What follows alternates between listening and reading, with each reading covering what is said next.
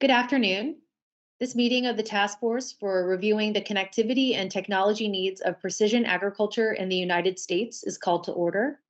Welcome to our task force members joining virtually, and welcome to everyone else who is watching live via fcc.gov/live. My name is Elizabeth Kuttner, and I am the designated federal officer for the task force. I'm joined today by Stacy Ferraro and Lauren Gary, our deputy DFOs. So let's turn now to the roll call. Teddy Bekele, Chair, Land O'Lakes. Expecting Teddy is running a little late, so hopefully he'll be able to join. Dr. Michael Adelane, Vice Chair of South Dakota State University. Present. Great. The Honorable Dale Artho, Deaf Smith County, Texas. The Honorable Loran Osley, Florida State Senate, District 3. Dr. Srikala Bajwa, Montana State University College of Agriculture and Montana Agricultural Experiment Station. Present. Wendy Bader, Fifth Estate Growers, LLC.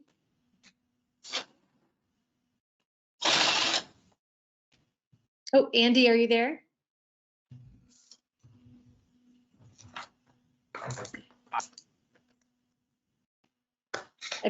I think I heard Andy. I think he was on. Okay. We'll count you present, Andy. Julie Bichelle, Irrigation Association. Present. Anthony Dillard, Choctaw Nation of Oklahoma. Present. Michael Gomes, Topcon Agriculture. Heather Hampton Nodal, Nodal Limited Farms. Present. Robert Hance, Midwest Energy and Communications.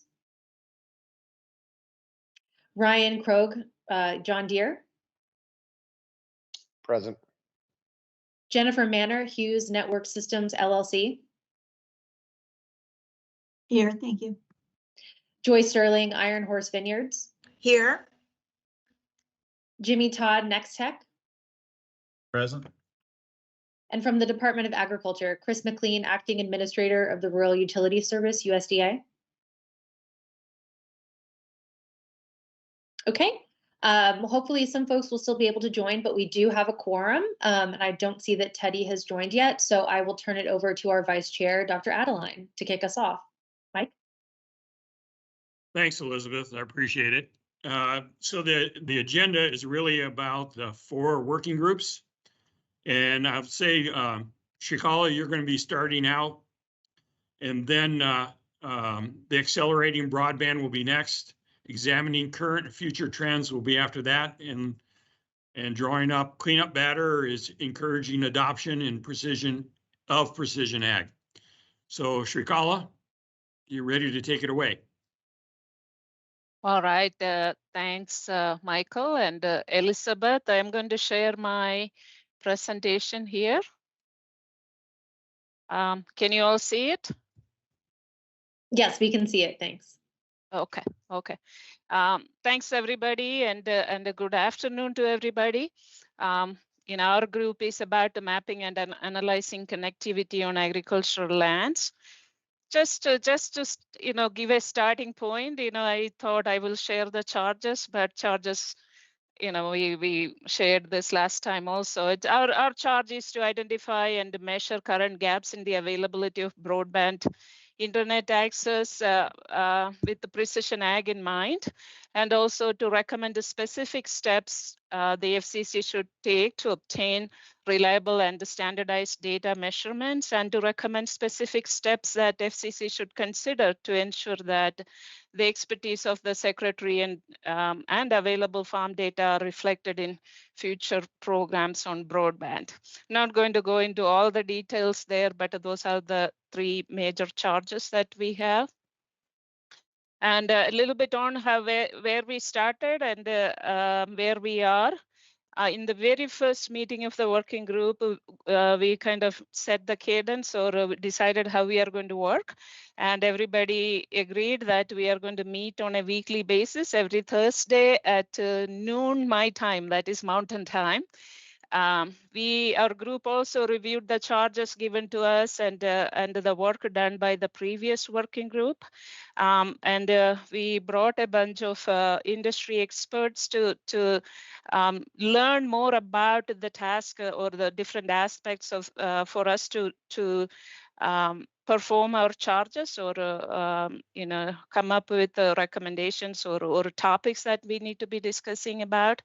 And based on those, we identified 4 major areas that we want to put more attention to, and created 4 sub groups to work on those ideas.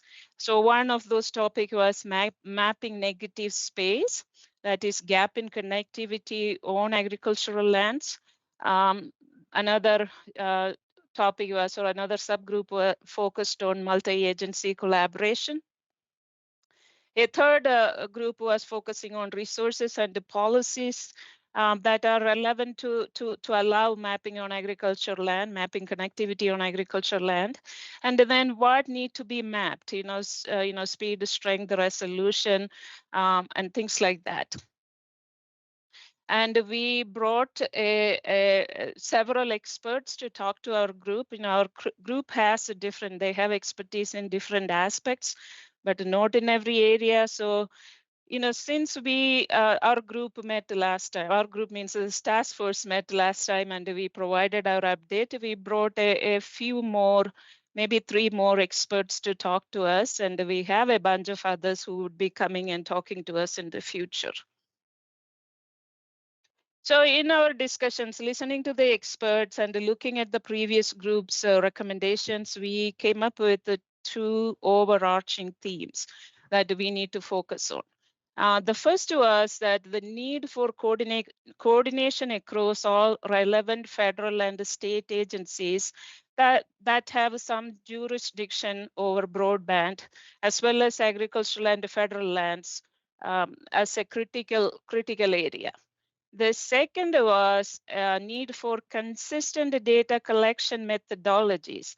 Right now, those methodologies vary widely across different agencies and third parties. So some consistency is needed for accurate capture of broadband user experience among agricultural producers, because this task force is focused on precision ag adoption and precision ag needs. So we thought that the experience of agricultural producers and over agricultural land is very critical. And however, there is a disparity in how much of agricultural land coverage and agriculture producer coverage is there in the data collected. So those are the 2 overarching themes that our group has identified.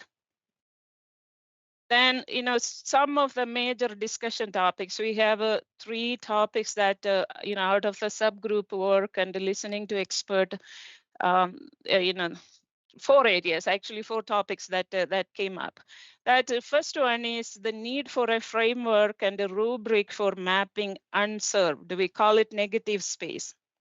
So unserved and underserved areas, particularly unserved areas. So some of the ideas the group was talking about is, first of all, the need for a framework. And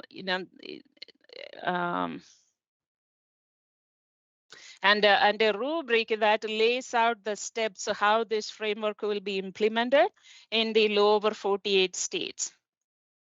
And we are also discussing the need for FCC to work with the USDA ARS to develop a pilot project to produce a map of unserved and underserved areas from a platform that USDA ARS already has, a platform that is outward facing, that is focused on producers. So perhaps from that platform may be something modified. So some of the consideration for the framework is, we use or FCC use the best available authoritative cropland and pasture land cover as the base layer. So put the connectivity map over the cropland pasture land layer or over agricultural land that is identified.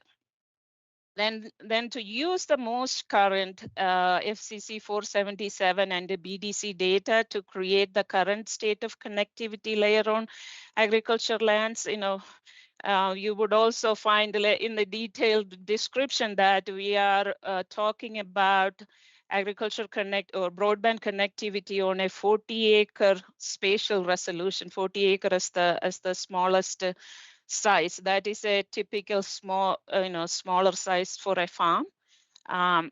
Then, verification data layers, to incorporate verification data layers from third-party measurements or, crowdsourced data to show, actual what the user experience is and what the performance of those connectivity layers are.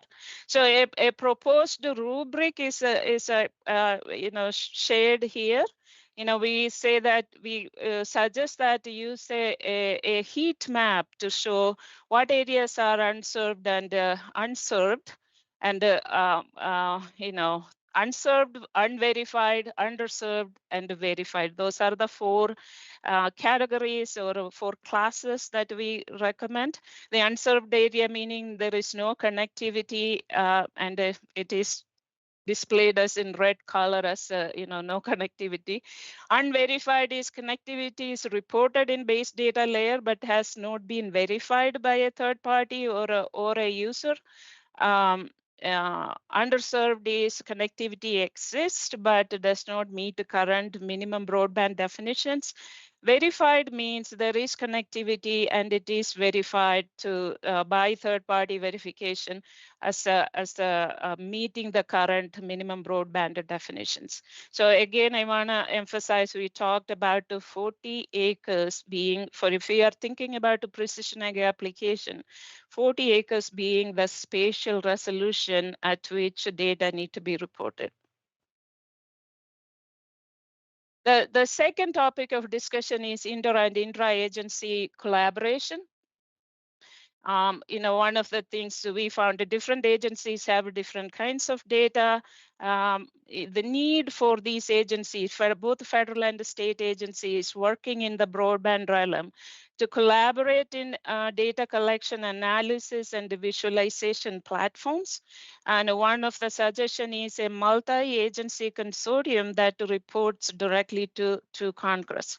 So, some of the specific points that are discussed under this topic is, USDA's National Agricultural Statistics Service, USDA's Farm Service Agency, Agriculture Research Service, Rural Development, National Institute of Food and Agriculture. They all have something to do or some mechanisms in place to influence connectivity over agricultural lands. So leveraging all their access to agricultural communities and the cooperative extension to serve that community best. So, in addition to that multi-agency consortium, the idea of an agricultural task force between these agencies within USDA also came up. Then another point is NAS working with the FCC to improve the computer usage and ownership survey. NAS conducts every other year. NAS conducts a computer usage and ownership survey that goes to a lot of all the farmers and ranchers. So modifying that surveys to examine the lack of broadband coverage and authorizing NAS and perhaps appropriating support for NAS to expand that survey. This is again coming because we need to have agricultural land coverage in our maps, and that means agriculture community need to be participating in this data collection effort, and the NAS is one mechanism to get access to those agricultural communities. Second partnership is with land grant institutions. There is cooperative extension service personnel in each of the counties, almost every county in the nation. So some sort of cooperation with the land grant universities to leverage cooperative extension to encourage, educate, and incentivize data collection, and the mechanism that came up is through NIFA grants to encourage extension to collect that data. Then the final is collaboration between various agencies like National Telecommunication and Information Administration, Bureau of Indian Affairs, state broadband officers, and perhaps there's various USDA arms to leverage data collection and analysis. The third point was third-party data collection. The need for coordinating data collection efforts across agencies and third parties, focusing on more granular network performance data. One is, including third-party crowdsourced app and the pro-based data sets. Another point is the need for standardization, at least standardizing the minimum set of or a set of required measurements or key performance indicators that all parties will be collecting. And the third point that came up was leveraging interagency collaborations to encourage participation of agriculture community. This is talking to the previous slide, the collaboration with the land grant institutions and the USDA, NAS, etc. The next point that came up is consideration of precision agriculture use cases in mapping. There are three cases that three broad cases that our group identified.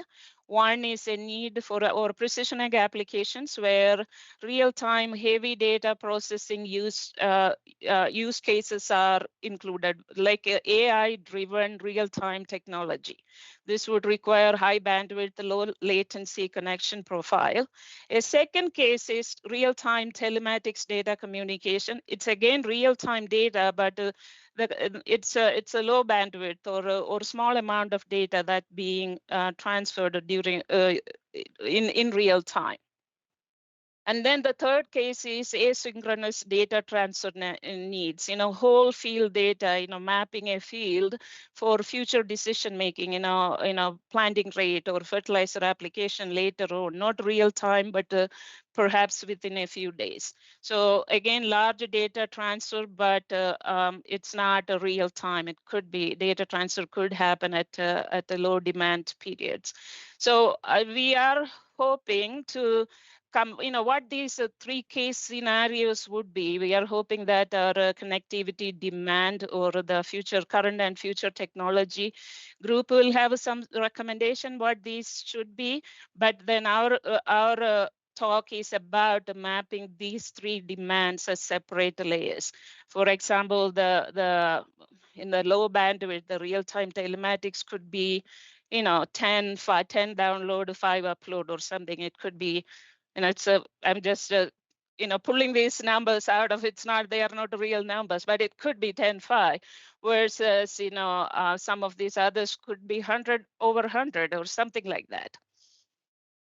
So those are the topics we are talking about, and here are all our task force members, and it has been a joy to work with this whole group. I can take questions. I'm going to, I can figure out how to unshare this. All right.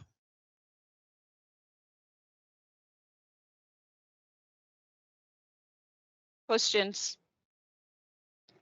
Shrikala, I might volunteer if you'd be interested. We have some good data that the connectivity needs working group members on those use cases that you talked about. Would that help expedite your work?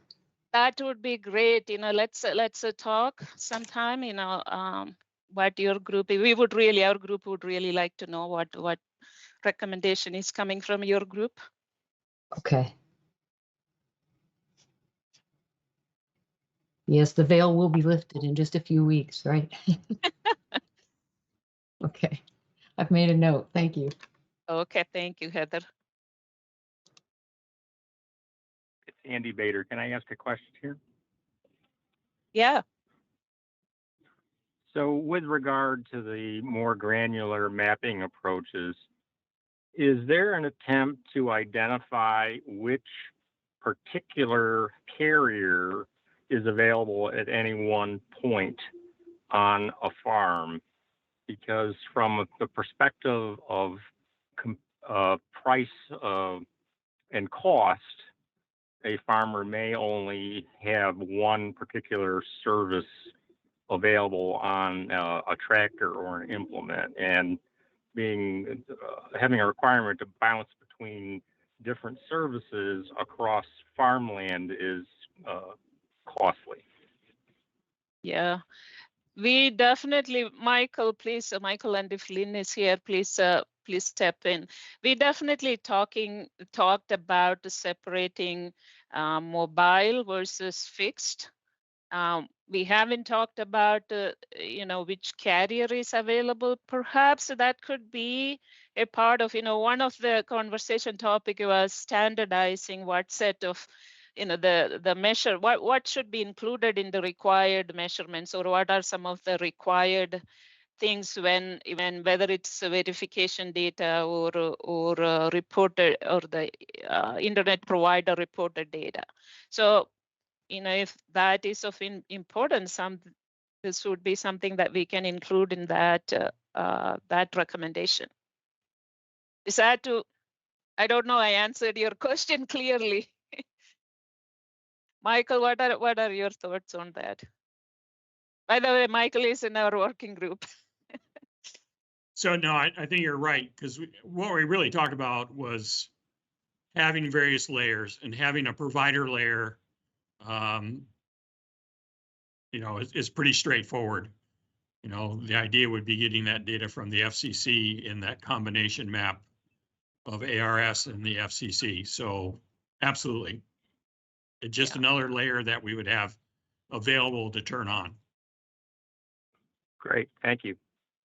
I made a note to take it back to the working group. Shikala, you have another question? Oh, Jimmy, yes, please go ahead. Shikala, one of the questions I have, you had a slide where it talked about verifying, and speed test was one of the ways that was proposed. One of the challenges that you have with speed test is it's not always testing just the network. You've got the handoff to subsequent networks, but you also have the devices and infrastructure inside the premise, whether it be a home or a business. I would say that we need to be careful in how we take that information so that we're able to vet it properly, so that it is truly checking the network availability to get the proper speed test requirements.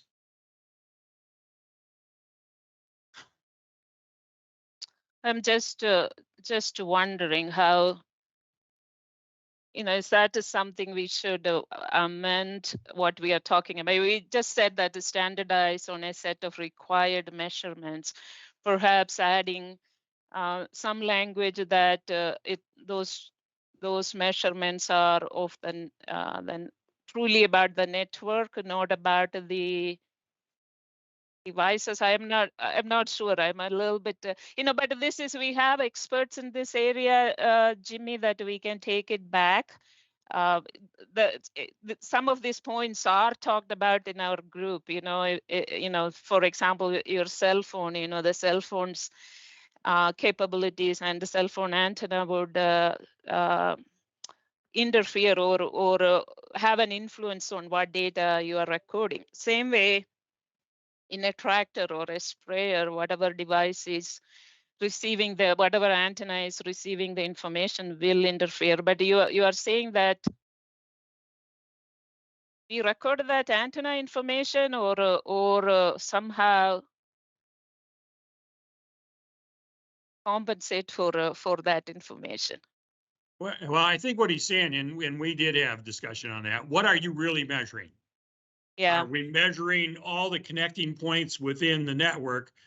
So in my world, I measure back to the gigapop, where it's all combined, right? And we talked about within home, how many hops do you have within home?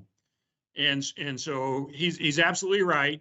And we know you have to be transparent in what you're reporting and say, this is what we recorded, right? Yeah. And then if you can, under parameters, narrow it down to, we're going to measure this portion of the segment. That's what we're going to do. And to your point about segments, really we're talking about two networks. We're talking about a network to get to the farmer ranch, and then we're talking about a last acre network. Those are two very different networks, and they're both absolutely necessary for precision ag. But when you're talking about a provider getting connectivity to a farmer ranch, that is the last mile network. Then beyond that is what comes from that rancher headquarters, farm ranch headquarters, and goes out to that last acre to reach those devices. So we're talking about two different networks. So we just want to make sure we keep that in mind. Yeah, this came up, Jimmy. One of the things is when we talked about these three use cases, that's what is available. The purpose is that can help the farmer make a decision. Hey, I want to buy this newest and coolest technology, whether I have the capability to use that technology. So that is what is available. But also, as a farmer, it is important what that user experience is when they are trying to do something. Can I turn my irrigation system on and off remotely, or whatever, something else? So that's I think that is what you are talking about. The two sides of what is coming into the farm versus what the person is experiencing at whatever point or however many device later. Yes, that has been discussed. Thank you. Thanks for that point, bringing up that complexity there. Shikala, I think Michael Gomes has got a question for you. Oh, okay. Hi, Michael. I saw Michael, but I thought it was you, Michael. Adelaine, Michael. Yeah, no problem. Thanks very much. I guess there was two things. One was, you said you called out real time, when Yeah. I think in reality what you mean is near real time, right? Because there's a pretty specific distinction around real time versus near real time. Most of agriculture needs something near real time, but doesn't truly need real time, because that can become elements of, okay, where are we on a loss of life or safety of the workers and that kind of thing. Because in many cases, the data you just need it within seconds or minutes. And in many cases, the tractor implement combinations, or like Jimmy was talking about, things happen on the last mile and we just need to get them to a connection point within some number of hours. So I think that was one of the first things, was real time versus near real time. The second thing was, did you look at metrics around, because today the metrics are for the funding mechanisms are around service per zip code. And I wasn't sure if you looked at elements of the funding mechanisms as part of your heat maps. Are you saying how rural or how it to translate to some of, say, USDA Rural Development or FCC's definition of what rural or underserved or unserved areas are? Yes, ma'am. Yes, ma'am. Okay.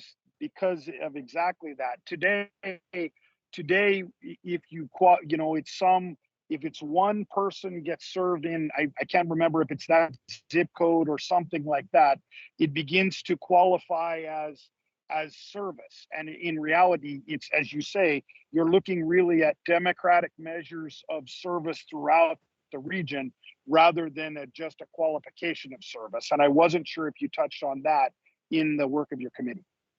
So, Michael, our focus has been on the geographic area rather than on the population base.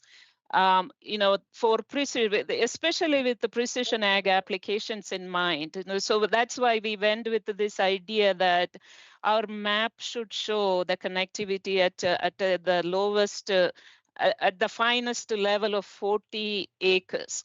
you know, you want to implement a precision ag, 40 acres is probably the, you know, is a good area coverage to go by. We haven't looked into population base, but I am sure that with our recommendation, you know, you have a map that shows coverage at a 40-acre resolution. It won't be hard for FCC to overlay that with the population map if they, you know, if they are trying to see where the population based decision needs to go. Is it?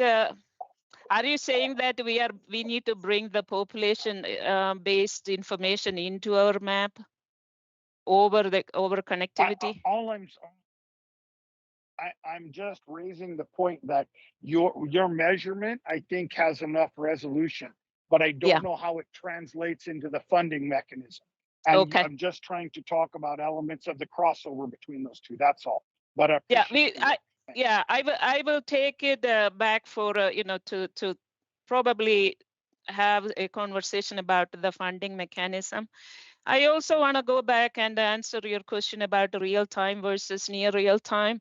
I agree that certain decisions are near real time. You collect data and come back maybe next day, 24 hours later, and make a decision, implement it. But many decisions in agriculture are also real time. I would bring a livestock application into picture. You know, we had a few years back, we had a major snowstorm here, and there was a lot of death of livestock because ranchers couldn't figure out where their livestock was stuck. Those are instances where you want real-time data coming back to the rancher, showing where their livestock are. And in crop side also, there are applications. You know, you're collecting data while going, and also in the front end of the tractor is collecting data, back end is making decisions or something like that. So there are both applications in agriculture, so we cannot subsidize the need for, and we don't know where the future technologies are going to be. So we cannot just go for near real time. Well, good questions. Yes. Any more questions? So we can keep her rolling. I don't want Teddy to fire me. Well, thanks, everybody. Doing a great job. Okay, thanks, Srikala. Heather, you're up next with accelerating broadband deployment. And then it's Teddy. I see he's on. Right on. Well, hey, let me share my screen. Can anyone not see a screen that says interim report highlights connectivity needs? And can you hear me okay, Michael? Yes, great. Excellent. Let's roll. So since late July, we've been operating with 3 subgroups in our connectivity needs anticipating demand working group. We've focused on data trends, current needs, and future needs. And in our forthcoming interim report, we will seek the task force to take action now, picture big bold letters capitalized, on several recommendations. In addition to our shared sense of urgency on the need for now, we have identified several guiding tenets for our work. One moment, please, while I toggle between. There we go. So these were just a few guiding tenets that are scoping our work for us. We've all come to the conclusion or on the same page that data follows the manager. I think in round 1, the task force emphasized connecting to headquarters of farms and ranches. And there is still clearly a need to emphasize that build out through a variety of mechanisms, whether that's satellite, fixed terrestrial, cellular, however, fiber, all of the above. But what we've also learned, and this is a key data point, a major equipment manufacturer looking at their internal data with a lot of users have found that almost 50% of their acres that are covered, they don't have reliable cellular connectivity. And when we talk about the need to place the data in the hands of the decision maker, What that implies is the decision maker is always traveling and moving around. So when we look at connectivity, the focus on interoperability between technologies, as well as between legacy equipment and new equipment, not only on the towers, but the makes and models of equipment themselves and the software. I mean, there's a lot of interoperability issues that we're looking at here. And this particular picture was one of our, we call that the Tower of Power. It was a old AT&T tower that might have some equipment on it now, but we happen to have our tractor parked there. And I joked about this in our working group, and one of our members said, you know, actually there are cows or cells on wheels, but that's not affordable. Because I've asked, will we have our fleet of tractors and implements that move across miles and miles of land? Do we basically have to carry our own towers with us so we are able to communicate effectively?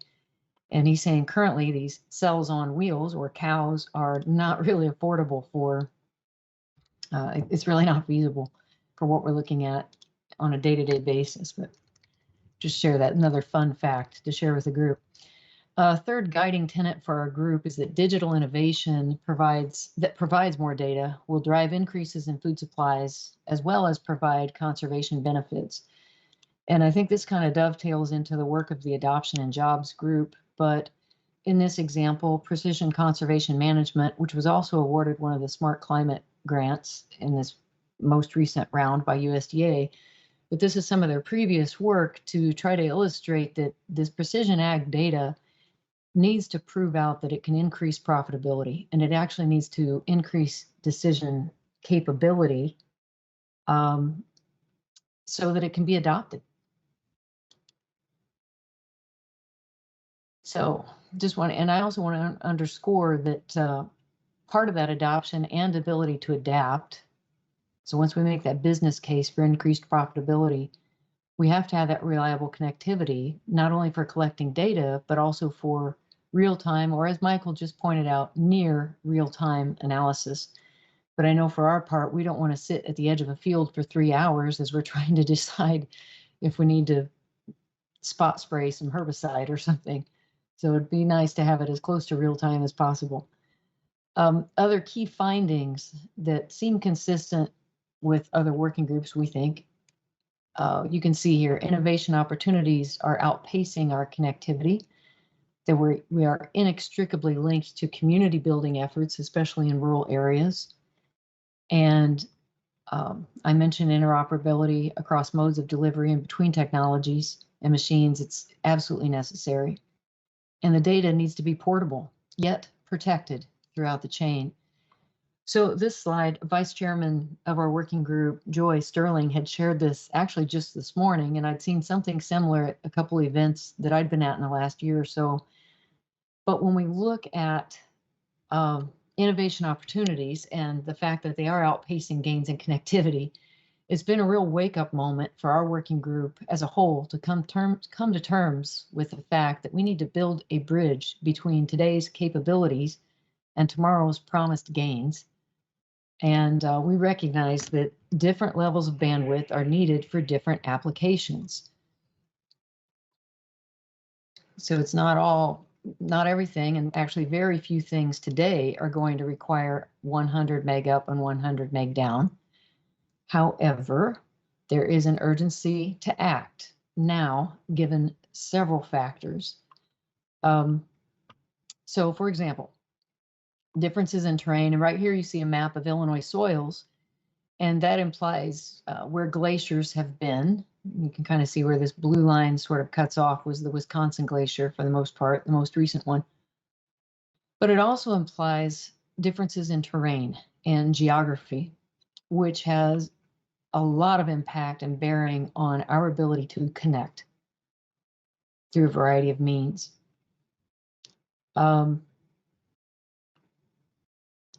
So when we talk about differences in terrain, it's not only that cellular that I mentioned earlier, but also how do we enable things like edge compute?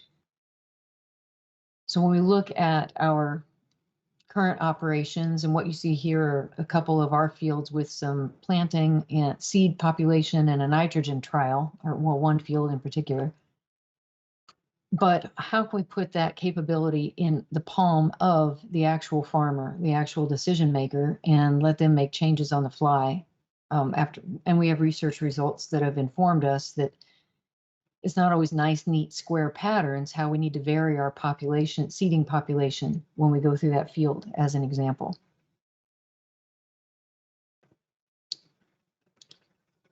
And this slide just hints at the type of data to be acquired and software parameters that will inform AI-driven or artificial intelligence-driven data collection in the very near future. We're anticipating, based on some of the presenters that we've had, we're seeing a lot of changes on the horizon, even by 2030. That's not that far away. I think I've got one more to graduate high school approximately in that year. So we've got a lot of build out that needs to happen to enable this sort of decision-making and capacity. One of those other key findings that I shared, and I think that all of our working groups have talked about related to securing data within the chain, we know that it's absolutely paramount to protect that data from the field, both up and down the supply and food chain. And we've talked in general terms about cybersecurity issues related to the physical infrastructure and also operating procedures. But what I'm sharing here is an image of an actual postcard that was sent to us by a company that used our data from our field to then send us as landowners the opportunity to find a new farmer, essentially, and get better rental rates and understand what your lease value could be. Okay, when we talk about data and data privacy, this is one example of where we as farmers, I think in general, do not approve of our data being used in this manner to help someone else build a business and basically cut out the middleman.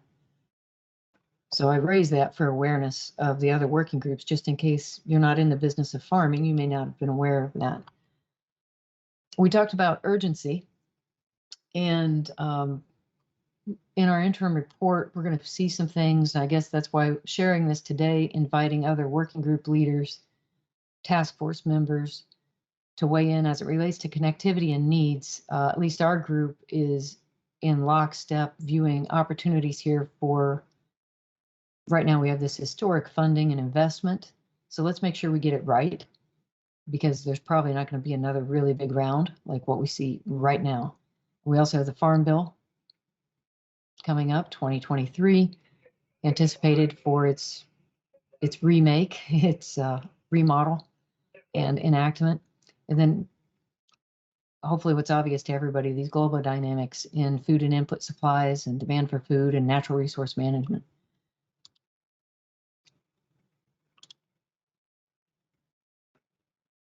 So when we think about examples related to some of these things driving urgency, and this is one example that relates to interoperability of equipment and with transitioning connectivity technologies, in particular in the cellular environment, but this one also had some satellite implications.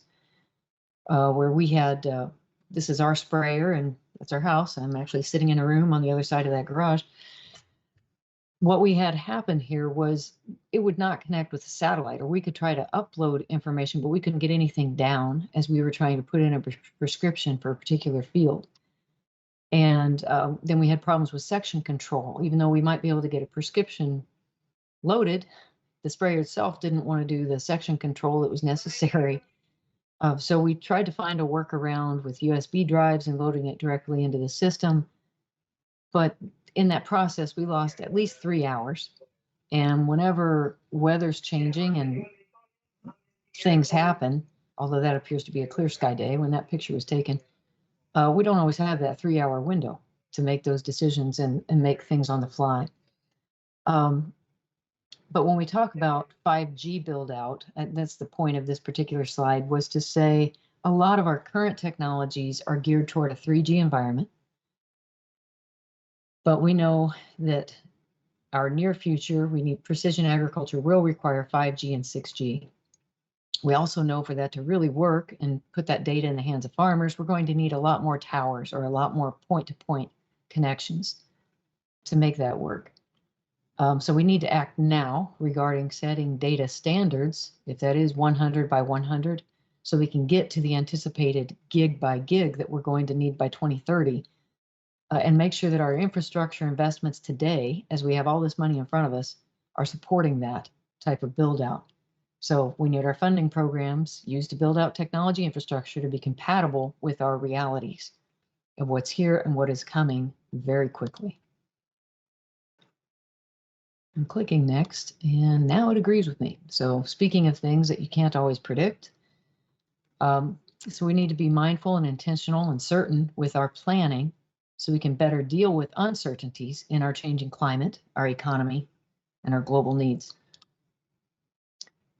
This particular slide has a backstory to it for those who are not actively involved in farming. So you see it's 2019, you look at soybean and corn planting, and hopefully you recognize this is a map of the majority of these types of acres in the United States, even for the untrained eye. Hopefully you recognize the states. What you may not remember is 2018, there were widespread forest fires throughout the West Coast, the Canadian Rockies, and the Rockies Mountains in the US.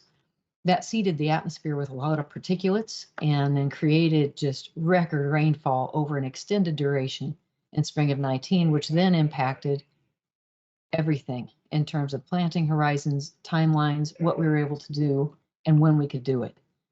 So what you're seeing here, May 7th soybean production, you're seeing that things were not getting done. Whereas normally you'd see a lot of this at about this 50% to 60% range, definitely up through this section of the country at that point in time. Similar story on corn. Actually, well, April 17th, you would have seen more green, even up in the lower Nebraska, Iowa areas. Definitely by May 7th on corn, it'd be a completely different picture in a normal year. So I want to share that context with you because increasing data, precision agriculture, and our connectivity can help us with some predictions and, more importantly, inform genetic advances and help us queue up management decisions or at least options. So we may have plan A, but we need to get to plan G. And how can we do that as quickly as possible and as effectively as possible, given our equipment and labor and everything else?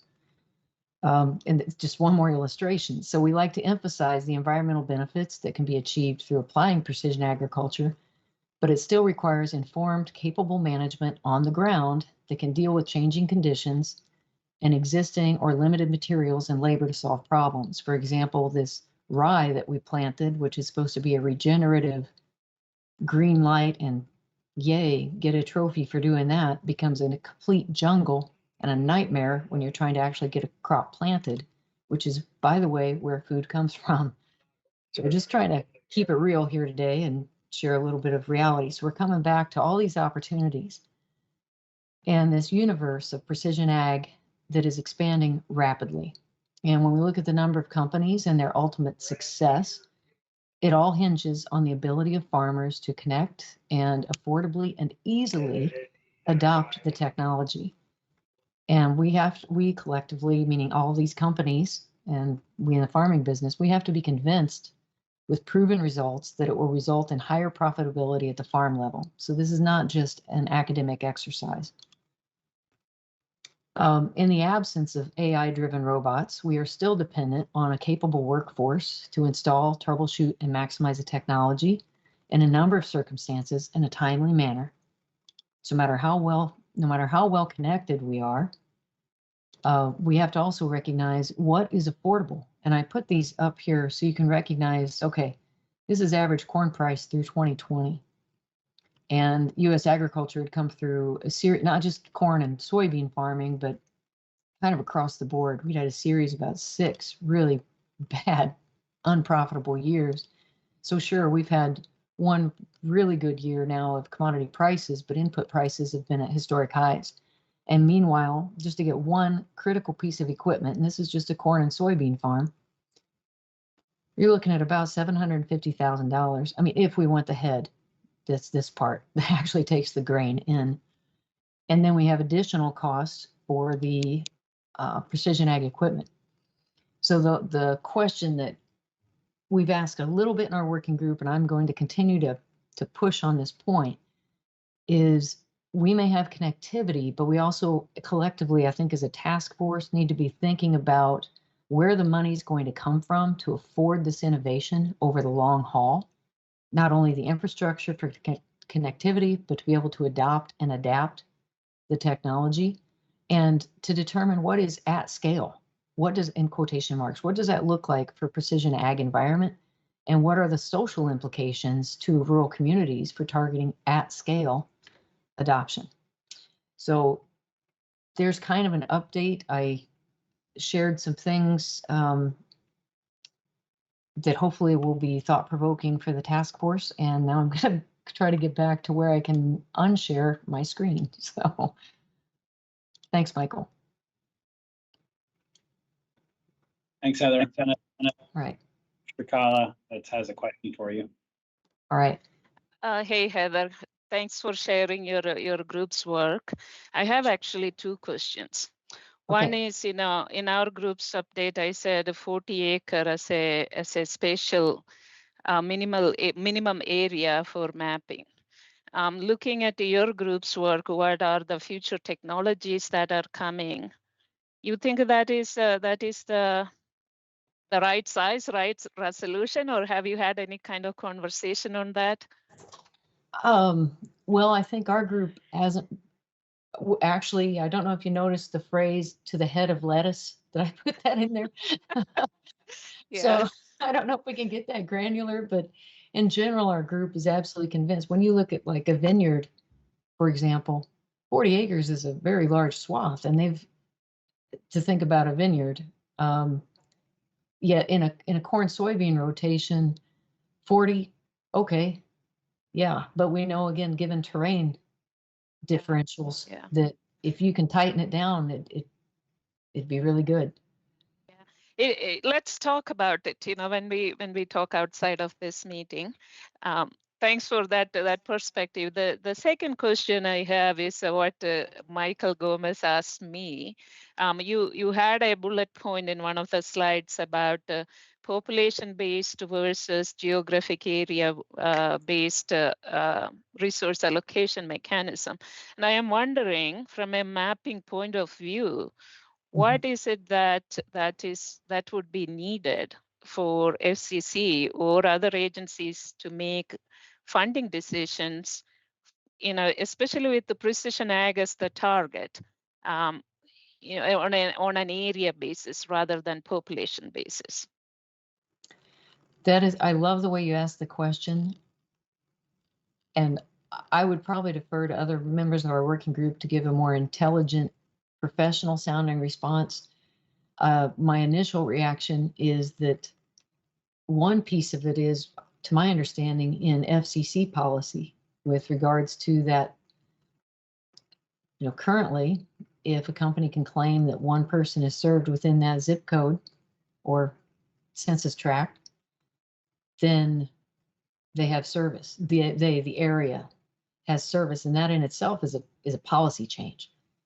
But I'm sure it's not that simple. I'm sure it would take attorneys several years to get that done. But if you wouldn't mind even crafting your question in a written form, I would love to pose that to our group, because I know we'll get much better thinking around that. I will do that. Okay, thank you. Thank you. There's a question from Julie Bushel.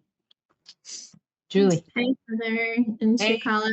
I just wanted to mention to that point, on our, what I'll call our term one report and recommendations, the adoption and jobs work group suggested mapping be done to the on-farm structure, and then kind of listed out what those structures are.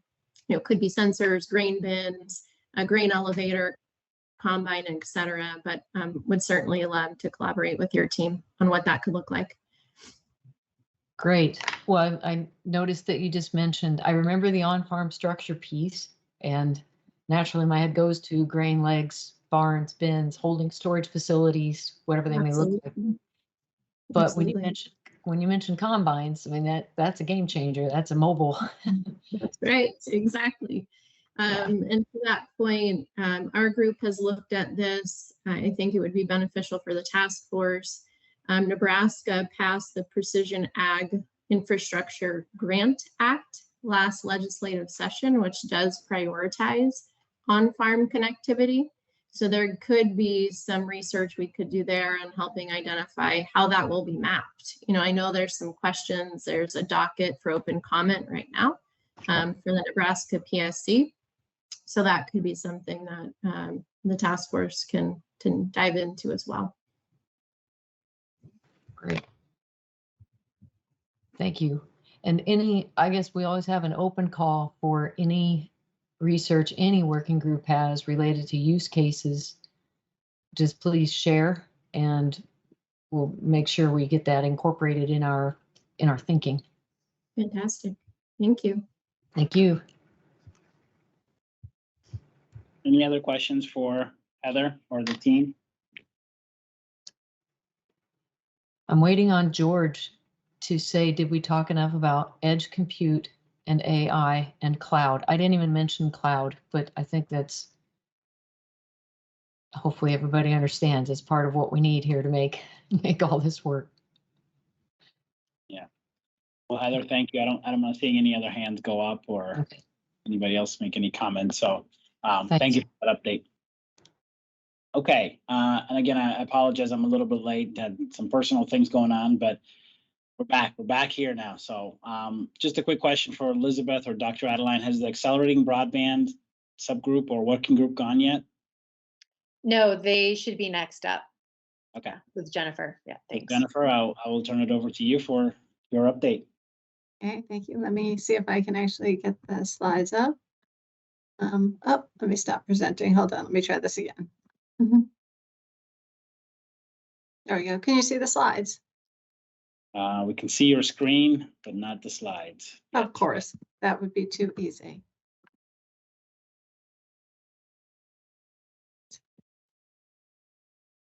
How about now? Yes.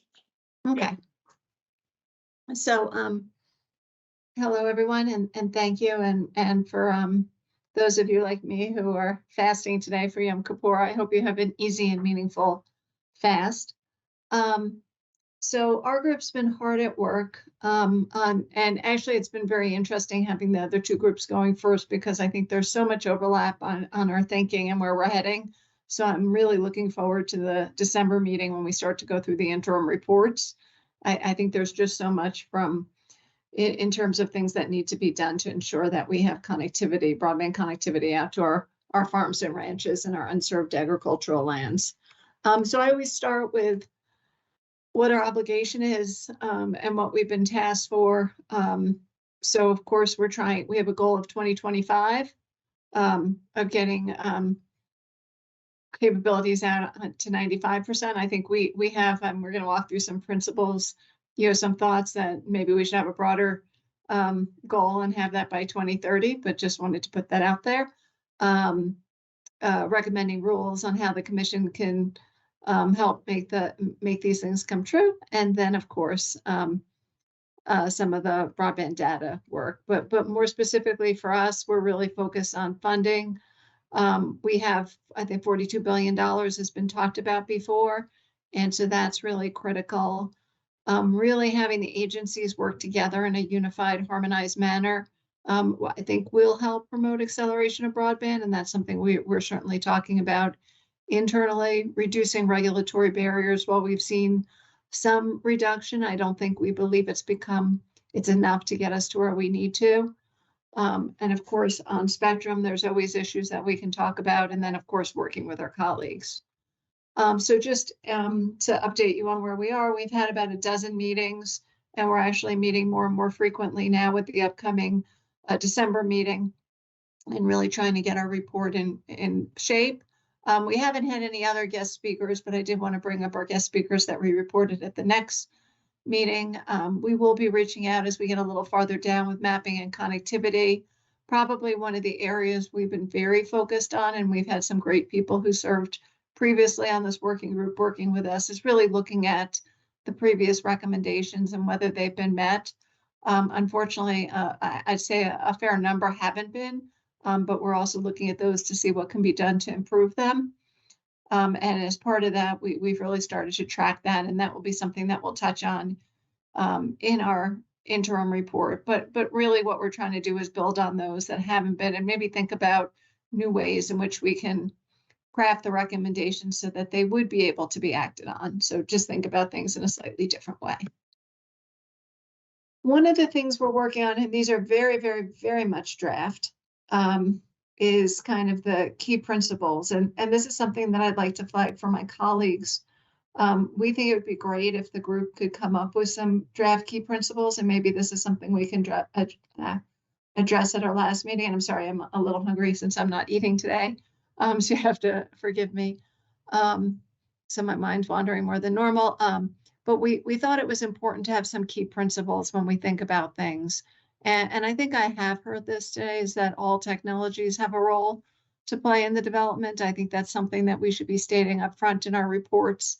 And the group certainly does. As I said, we're still working through on the language and some of the tenors. So these are just our initial ideas. We still haven't had as fulsome a discussion as I would like yet, but this should give you a good idea.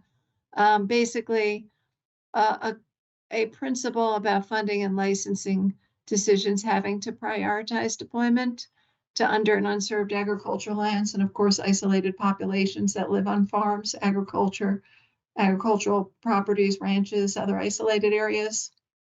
And then we'd be remiss if we didn't talk about adequate resources being made available to meet the U.S. goal of providing broadband to unserved and underserved agricultural lands. And, is the ultimate goal? We have the 95% goal for 95%, but should we be reaching for a broader goal in 2030? So I just put that out there. I know that's not part of the statute. So what are we doing here? And I'm somewhat going to be probably a little shorter than my colleagues since they touched on so many of these issues.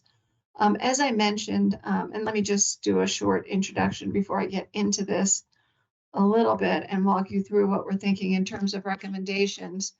But let me tell you a little of our method. We started our efforts by examining the benefits of precision agriculture to the farm and the ranch, as well as the country as a whole.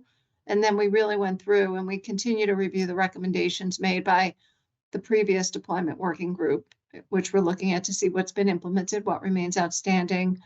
And we've been doing this in mind, really looking at the three principles. I think the principles I presented continue to come up in many of our discussions. While all the recommendations that were made in 2021 are critical, we've really worked to include and update the outstanding recommendations based on changes that have occurred since 2021. And one of those areas, of course, is funding. Other speakers have, of course, mentioned the $42 billion in funding that's been made available through BEAD. There's the $10 billion in the Treasury programs, et cetera, et cetera. So that's a piece, and that's a piece we're still doing a fair amount of work on. But we've also included policy funding and related recommendations based on our analysis of what's required to successfully address the lack of broadband deployment and what's required to meet the needs of farms and ranches for many of the uses and the use cases that we've been talking about today. So we really have this unique place we're in. And I think that's in large part because of the 42 billion, but also because of the increases in technology that we're seeing. And so one of the things we are focused on is looking at what conditions should be imposed on funding to ensure the funding is used in a sustainable manner to support broadband deployment to farms and ranches. One of the things you'll see as I start to walk through the areas on where we are making recommendations, one common theme we keep hearing is sustainability and having operational costs also accounted for. And I think this is an area that we think is critical and has to be addressed, because if you deploy and there's no money to keep up the service, you really haven't done this. The other area we're struggling with, and we're still a little early, is we're focused on the role of private networks, which of course has always been an important consideration. But really, how do these fit in and how do they become sustainable? How do we fund them? They're not cheap, and what's their role? And so we're looking at a number of use cases. But as I said, that we're still pretty early in that process. But I am hoping that in the interim report, we'll have that more developed. So we talked a little bit about the principles. So now I think probably I want to just talk a little bit about where we're focused on and maybe give a few examples as I walk through the rest of the slides. We've talked about 2021. We're really looking at policy recommendations first to increase access to broadband to the farm and ranching, and we're looking at things like reduction, limitation of regulatory and other barriers. So that includes how do we have, and I know the FCC has been very active on this, how do we ease up getting towers put up? How do we address zoning on the local levels and those sorts of things? The other area that unfortunately hasn't been addressed yet, which is the idea of build out requirements for auctioned and other spectrum that's based on geography. I think one of the fellow speakers talked, I believe, and I don't want to misquote anyone, so I apologize, but build out being if you build out to one person in an area, you've met your build out.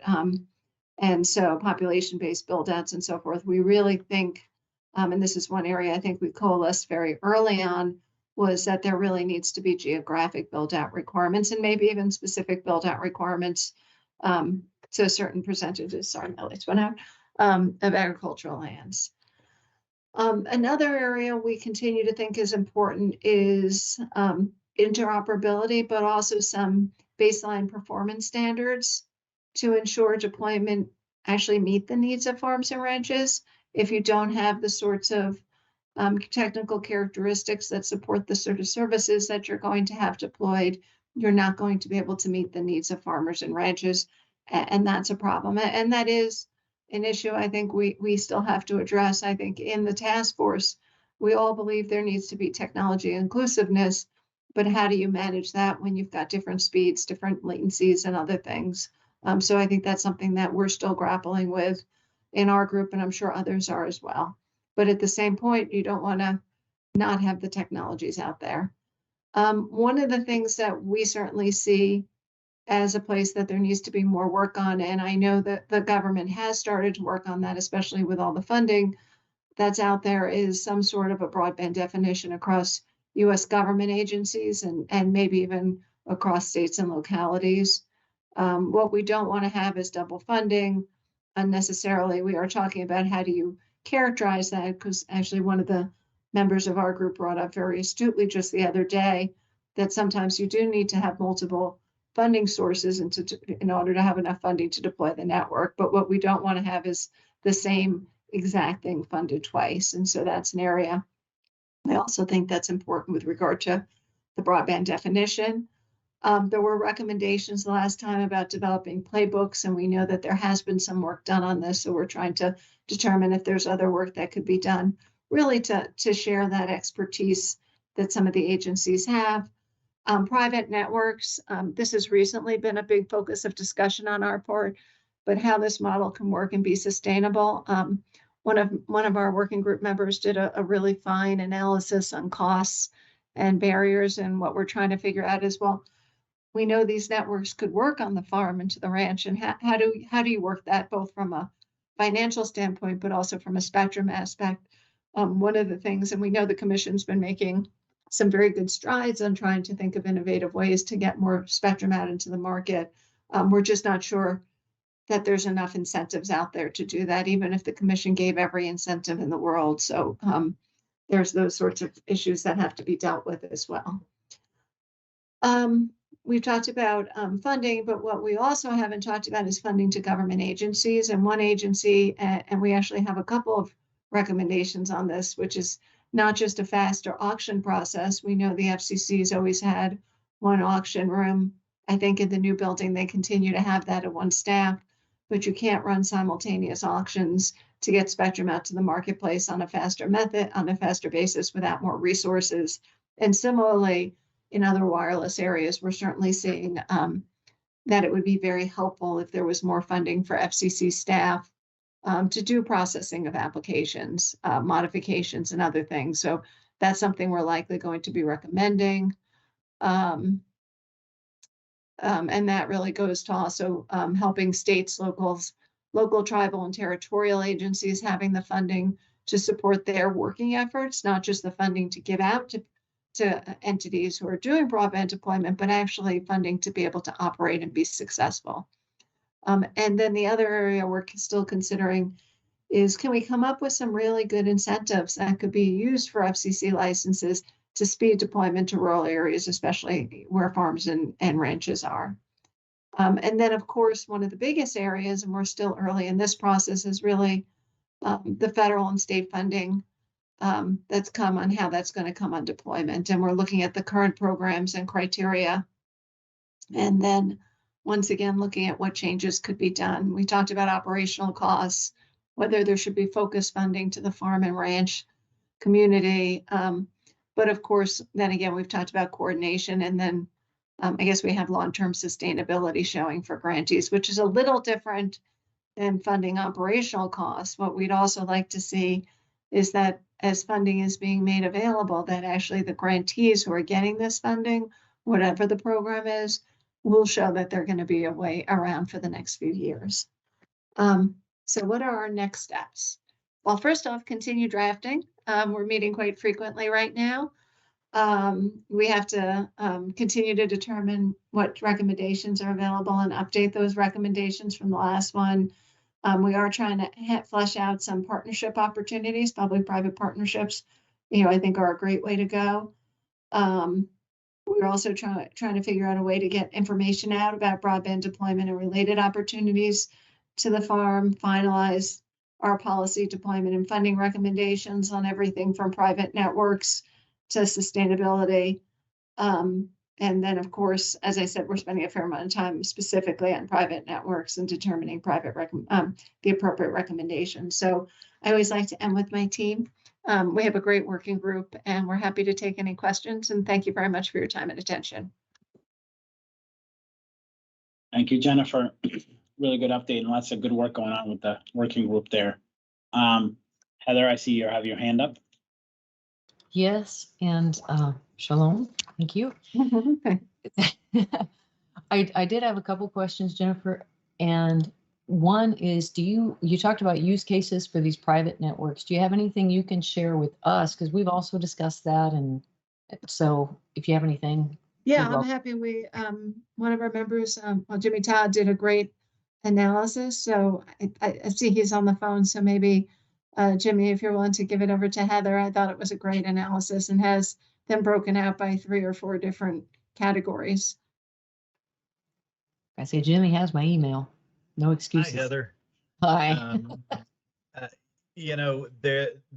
There's a lot of complexity when you start looking at true private networks, and the analysis that Jennifer was talking about took something that looks like a true private network, which kind of looks like a cellular or a fixed wireless network, all the way down to something that, a hybrid to a leased model where somebody who's providing maybe wireless service in the area allows you to kind of use some of their tools and spectrum to do it. But, and then the last one is sort of like what I call the bubblegum and baling wire approach, where it's taking what might be available today and it could provide that connectivity, but it's not going to provide the security and a lot of the things that you need for a long-term solution for a private network. So, when it all boils down to it, the 2 biggest challenges we're going to run into is spectrum.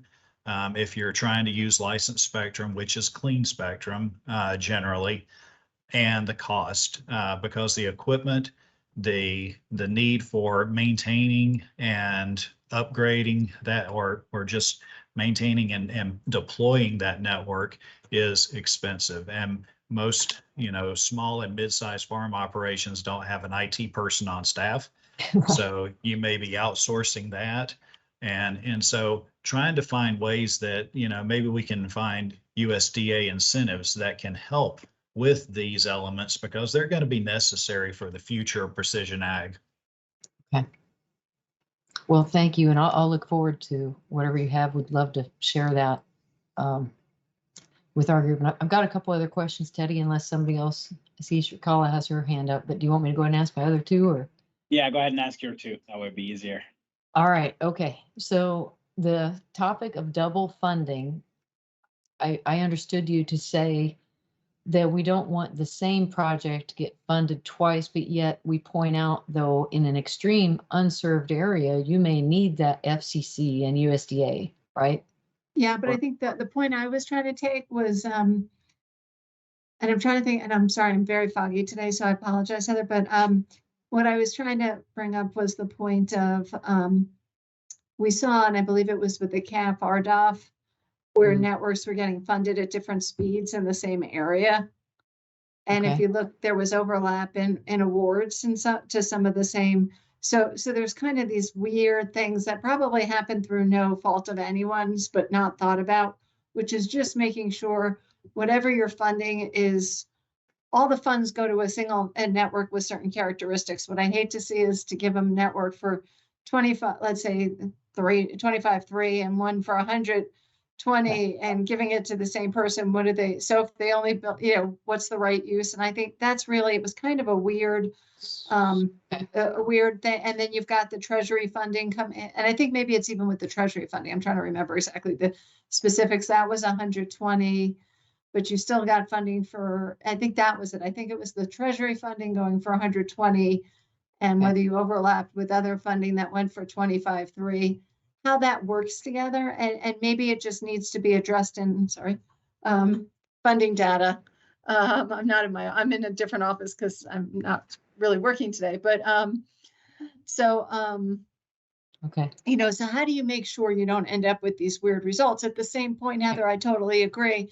If you need $100 million to build something out and you can only get 20 million from state and localities and you get another 40 million from the feds and you're building a single network, that makes sense. It's the strange one-offs that we're trying to stop, because that's a waste of federal and state and local funding. But yeah, and it sounds like a combination. I mean, there's that issue of standards and having a consistent, that's right, or benchmark.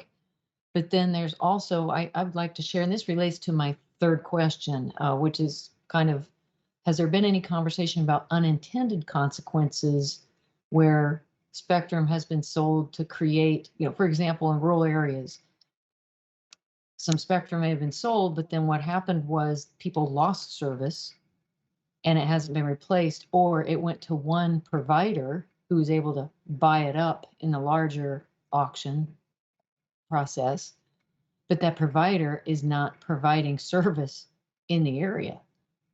So this comes back to the idea of funding. I remember, I think with USDA, there had been a grant saying basically, if you even have one other provider, you're not eligible to apply for that at one point in time. You can't I even. remember that too. Yeah, I remember. And I remember thinking, as a person in a rural area where, yeah, the one provider says they exist, but we can't even get 56K out of that. And yet on their map, it appears they exist and they say they provide at that point 3 meg. They couldn't even push it out a mile beyond their hub. The point I'm trying to make is, if there's discussion to say it kind of does make sense to maybe fund in an underserved area or an unserved area to look at more than one provider, as long as they're competing on the same standard.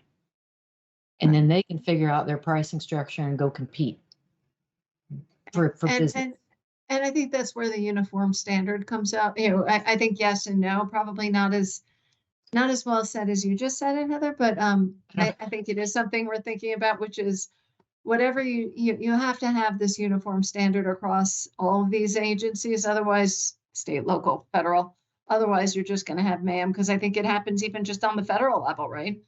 Yeah. And that's very hard to do because the states, of course, are sovereign and all that. But it is something I think you'll see us recommending, and we'll try and address it in a little more how you said. I think that you said it really nicely, so thank you. Okay, well, hopefully we recorded that so you can get that snippet when you go to write. Okay, thanks. Thank you. I have a question. Yeah, hi Jennifer. My question is, I'm piggybacking on Heather here. It's about to you and Jimmy about this private networks. In our connectivity mapping group, when we say map, what is available, we are only talking about the 477 and the BDC data as a map of connectivity. So from your point of view, from a deployment deployment point of view, is there a need to consider private network or unlicensed spectrum? And I don't know, from what Jimmy is saying, that it's it's not a clean spectrum, right? So are we in the right path? Yeah, when you think about unlicensed spectrum, a lot of it depends on proximity to population, right? So if you've got a farm or ranch that's kind of in a, next to a suburban area, you're going to have a lot of potential use of that spectrum from other uses because it's unlicensed. However, if you're in a very remote area, you may not. So, unlicensed can be, useful in some areas, but it really depends on where you're at and who else might be using that spectrum. Even in a rural area, if you've got a neighbor that's trying to use it, that's going to create noise and diminish the capability of that unlicensed spectrum use. As far as, what we talk about private networks in this case, we weren't thinking of it so much as a last mile example, but more of a last acre application. Again, when you have a private network, you have to have connectivity to that internet cloud, and that's through an ISP, regardless of what type it is. But you have to have that connectivity through an ISP, through middle mile back to the internet cloud. Could you do a private network and have that connectivity? I think maybe if you look at maybe a cooperative model where a group of farmers that might be using an ag co-op do something like that, and then they figure out a way to cost share some of the equipment and the spectrum and the labor necessary to do it.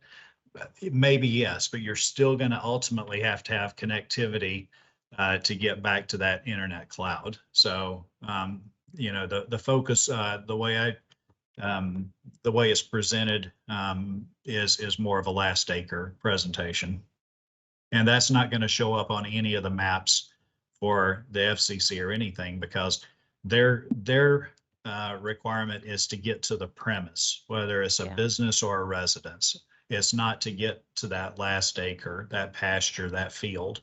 And that's why the maps are not going to paint the full picture when it comes to precision ag accessibility. Thank you. That was my concern. There is no easy way to gather that data. If we say, 477 or BDC, that data, that connectivity is not represented there. Well, thank you.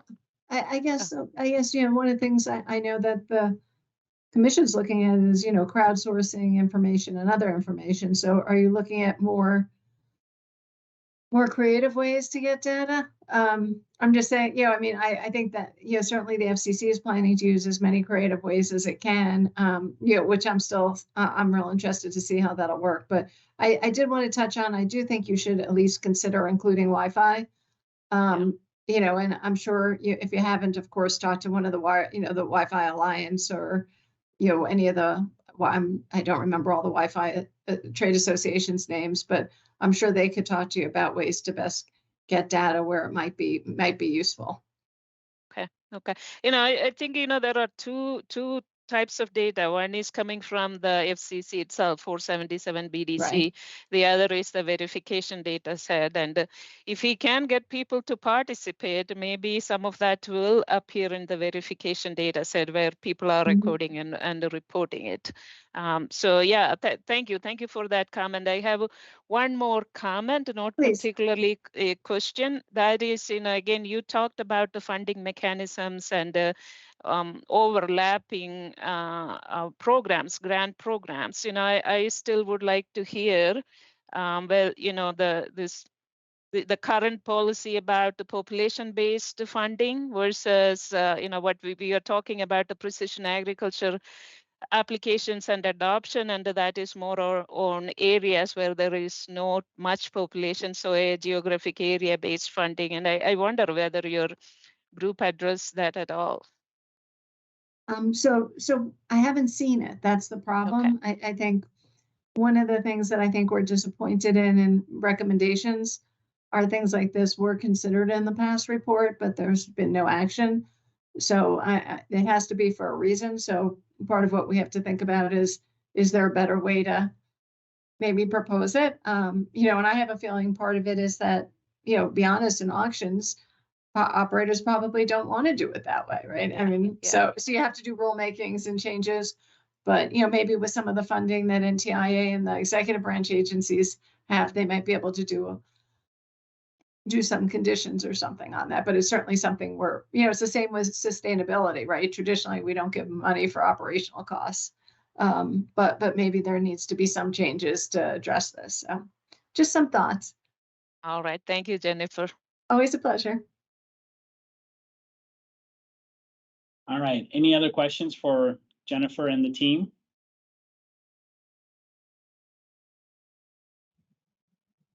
Hey, Jennifer, I'm not seeing any hands go up, so thank you for that update. Okay, and we will transition to the last working group for today, encouraging adoption of precision agriculture. And Julie, I'll turn it over to you for an update. Thank you, Teddy.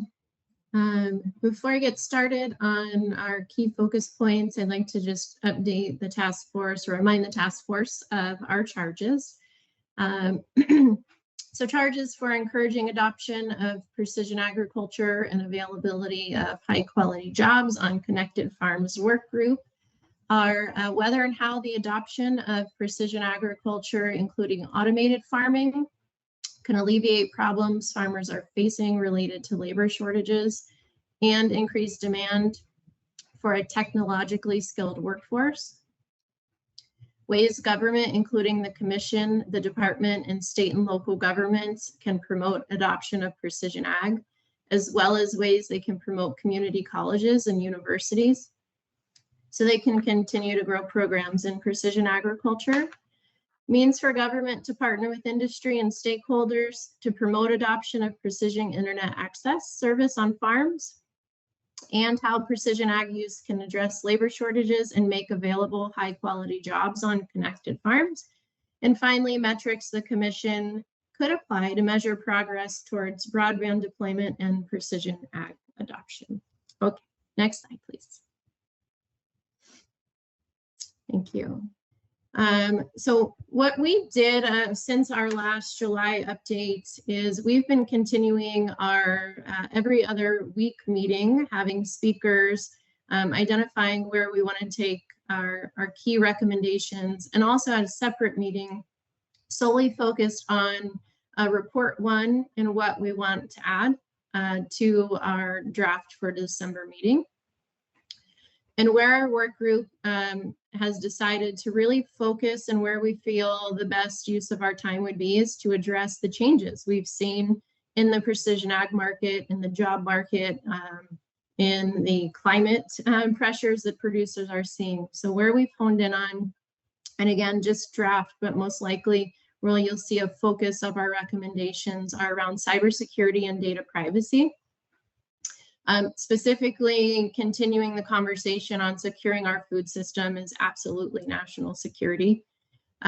Multi-factor authentication and just standard protocols, cybersecurity protocols that can be enacted for precision ag users. We've spent a lot of time on discussing data privacy considerations. It's actually a barrier to precision ag adoption and how we should address that in the market. And then essentially communication amongst government agencies when spectrum use and allocation is being discussed has also been a key indicator from speakers we've had that probably should be improved as we're seeing additional threats to our ag systems. Our second pillar is around climate smart agriculture and sustainability. Precision ag as an enabler of climate smart ag practices and allowing producers to participate in sustainability and carbon markets. Conservation benefits of precision ag. So looking at quantifying how much water can be saved if an efficient irrigation system is properly connected and utilized. Policy recommendations to lower barriers on precision ag technologies and climate smart solutions, such as we don't want to look at certain technologies being funded within EQIP, for example, but what are those outcome-based technologies that we can look at to remove the red tape? And a key component that continues to come up amongst our speakers in the work group is adaptability. We have to do a better job preparing our producers for climate pressure, consumer awareness pressures, et cetera. So what are the policies that we can put in place that are adaptable and give the tools to producers to have the adaptability to market trends? And our third pillar is around the future of food. Rapidly changing ag and rural landscapes. We're seeing additional climate pressures that our producers have to contend with. Consumer demands, they're much more educated and want to know more about where their food comes from. Rapidly evolving technology is outpacing connectivity, as we heard from Heather. Increased profitability and yield through technologies have to be supported by connectivity, and we have to make sure the connectivity is there. Obviously, and the disparity gap is widening between those with connectivity and those without, simply because technology is outpacing the connectivity that's deployed. Okay, so I want to go through some key speakers that we've had, where we focused and how we got to these key tenets. I mentioned this back in July. It's really been, quite frankly, a speaker that helped us shape our protocols around cybersecurity. And that is, we spoke with Michael Bahar, global lead of cybersecurity, Evershed Sutherland, and former deputy legal advisor to the National Security Council at the White House, and lead negotiator on the Freedom Act. I think the good news we heard from Michael was, it's not rocket science, but taking and implementing very standard and simple protocols, such as multi-factor, could pay huge dividends. And of course, protecting ad data through the supply chain is imperative to Homeland Security.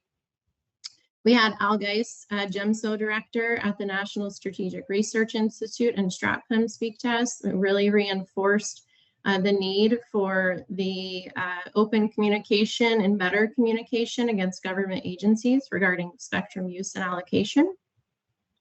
Next slide.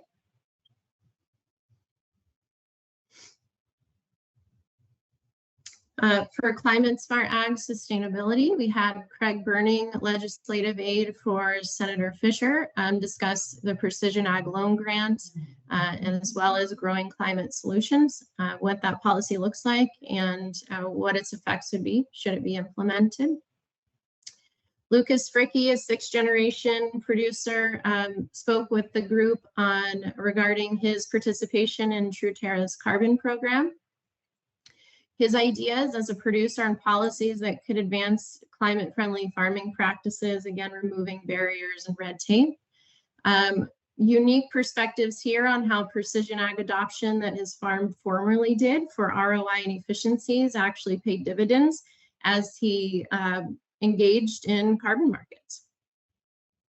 We had Nathan Bowen, advocacy director from the Irrigation Association, discuss the connectivity benefits again of efficient irrigation technologies and the water savings that we could see. And then Amy Kremen, associate director for the Irrigation Innovation Consortium, gave us an overview of the TAPS program, Testing Ag Performance Solutions, which is a land grant program that allows producers to compete with zero risk, to adopt precision ag tools and get accustomed to them and start learning to make decisions based on digital data. So very much a digital literacy tool there. She spoke with us about the Master Irrigator program and some of the programs they have in place where they've seen success in producer adoption of new technologies. And quite frankly, went through the value of the land grant system and the roles that they play in driving adoption. One of the key points that she brought up that we thought was very interesting was more technology support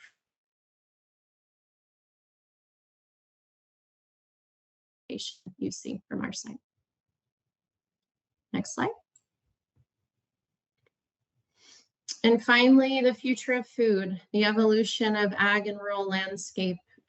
We asked after our last July meeting with the task force, the AEM's future of food presentation be given to the work group. We thought it was Really pertinent for the adoption work group to work around what those 10 variables were in the future of food. Had a great meeting with Kirk Blades and Ben Smith, and of course, Mike Gomes.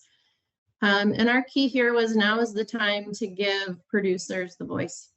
With all of the funding that's out there and all of the climate pressures and consumer demands, let's use the funding for good. Let's get some policies in place that's going to allow them to adapt to a new marketplace.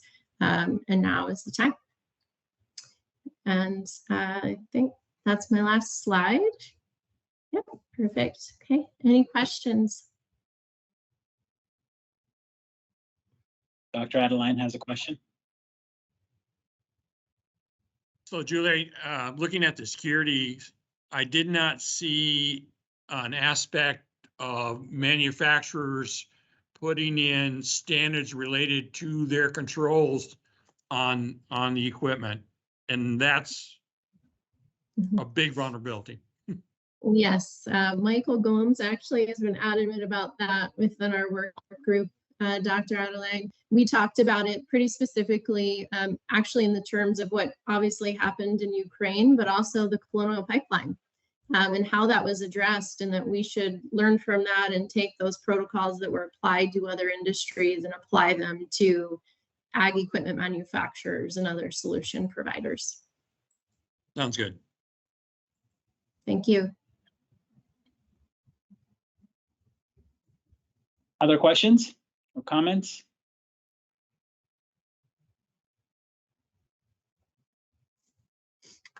And Julie, I'm not seeing any hands go up or anybody coming off mute. So thank you for that update.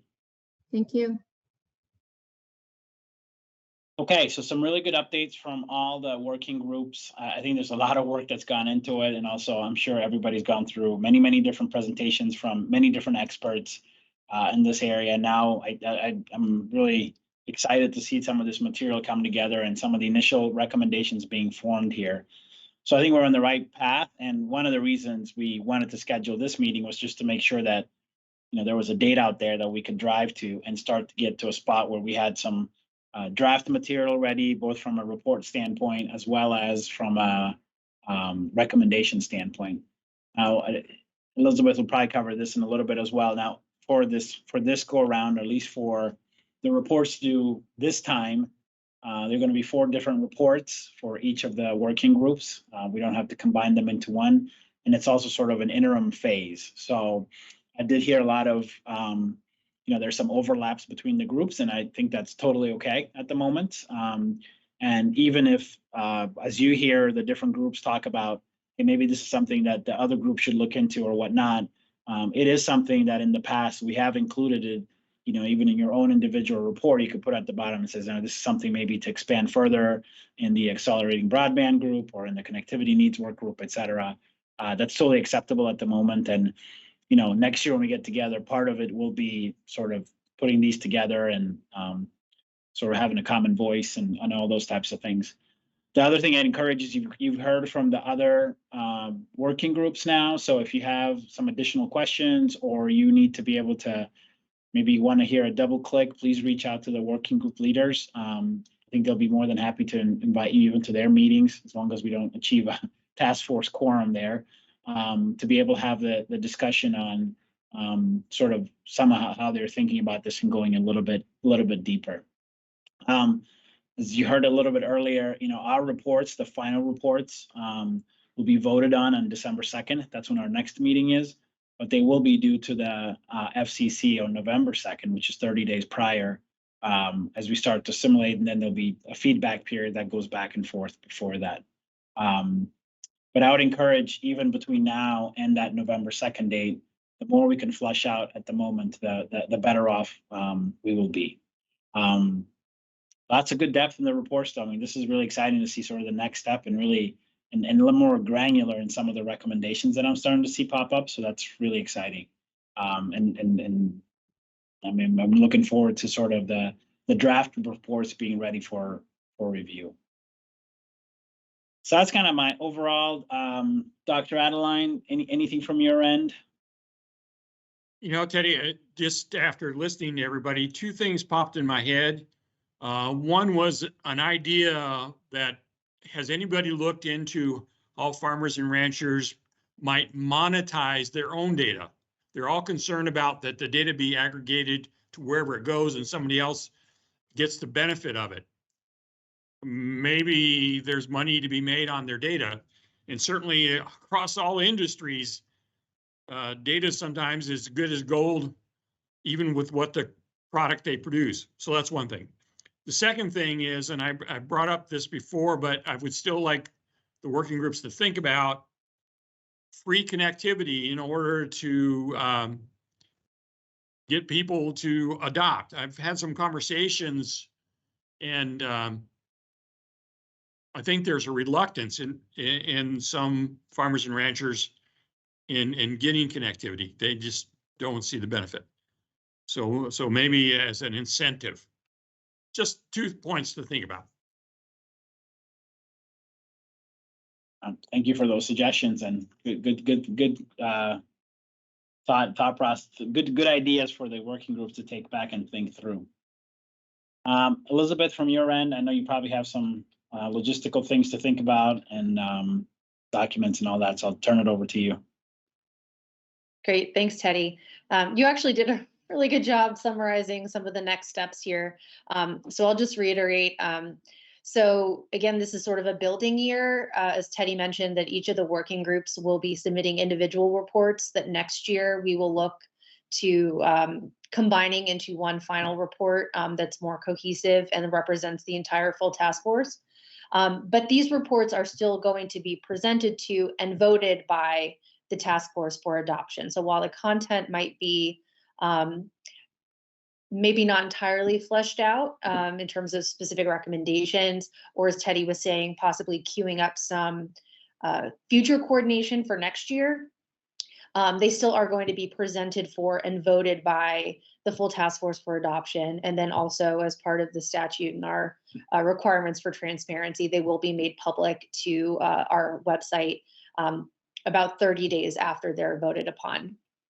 So that will also give some opportunity, both from the period of time when they're submitted for our review on November 2nd, before they're voted upon on December 2nd. We can't have, again, a full discussion of any substance. So that will be saved for the public forum at the meeting on December 2nd. But again, if while you review, please think about any ideas, maybe in terms of seeing the reports, anything substantive that you would like to discuss, because again, they will be voted upon and adopted. And we will still have some opportunity for minor non-substantive edits during that period of time. So for the working groups, please get it as final as you can, but if there is little cleanup that has to happen in those 30 days, we can also handle that. But again, primarily we want to focus on giving everyone a full 30 days of opportunity to read, digest, and then come prepared to discuss the substance of those reports before they are put to a vote. Dr. Adeline, I see you have your hand up. Elizabeth, so the material that was presented today, can we share that with our working group? Will everybody's be given to us, and then are we available to share it with our working group?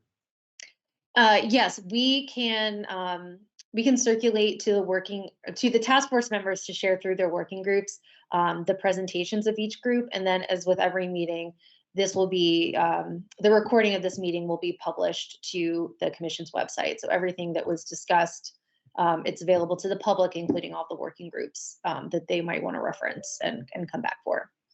Thank you.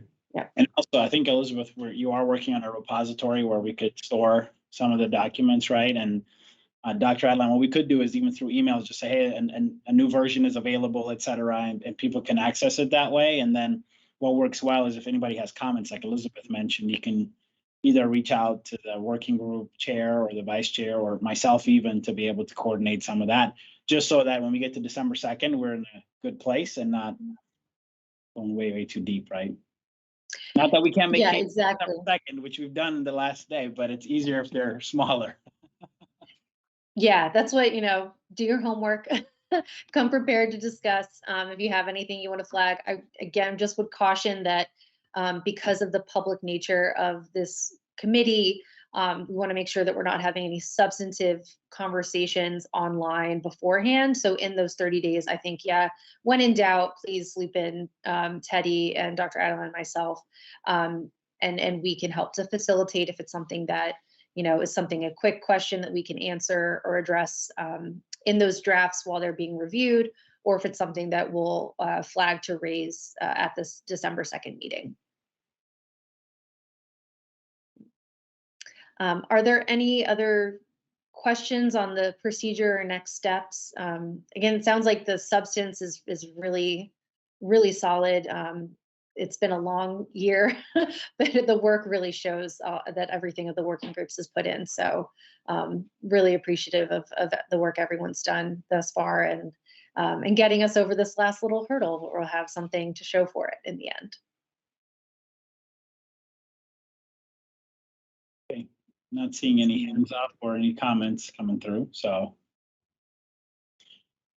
All right, well, thank you, everyone. Well, thank you, everyone, for all the hard work to get to this spot. I think we're in a really good place here for the next little less than 2 months to be able to complete at least this first assignment for the reports. And again, congratulate your teams. I know a lot of the work went into the working group, so please extend that to the teams as well. And I believe, Elizabeth, our next meeting will be on December 2nd, right? There'll be some communications by email as far as the procedures and dates and some of these documents, but the next meeting will be on December 2nd. Yep, that's correct. And just to, may have mentioned this before, but that meeting will be virtual as well. Yeah, all virtual meetings for this year, which is just one more. And then we're definitely working on see if we can get something face-to-face for 2023. All right, thanks, everyone. Have a good rest of the afternoon. Thank you. Okay. Thanks.